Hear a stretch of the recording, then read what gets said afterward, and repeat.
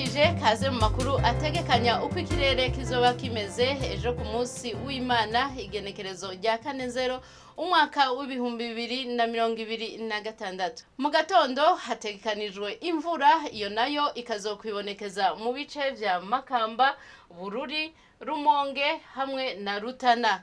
Hategekanijwe kandi ikirere kizoba kirimo izuba n'ibicu bike bike, ivyo navyo bikazokwibonekeza mu bice vya Bujumbura, Bubanza, Cibitoke, Muyinga hamwe na Kirundo.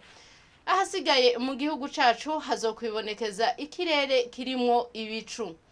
Ibipimo vy'ubushuhe bizoba biri hasi kurusha ahandi, bikazokwibonekeza mu gice ca Mwaro aho bizoba biri kuri °C 13. Inyuma y'umutaga hategekanijwe ikirere kizoba kirimwo izuba n'ibicu bike bike, aho naho akazoba ari mu bice vya Rumonge, Bujumbura hamwe na Cibitoke.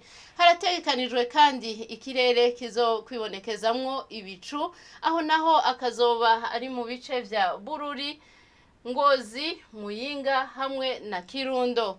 Ahasigaye mu gihugu cacu hazokwibonekeza imvura. Ibipimo vy'ubushuhe bizoba biri hejuru kurusha ahandi, bikazokwibonekeza mu gice ca Cibitoke aho bizoba biri kuri °C 29. Hategekanijwe yuko izuba rizoseruka igihe c'isaha 11:58 z'agatondo rirenge igihe c'isaha 12:17.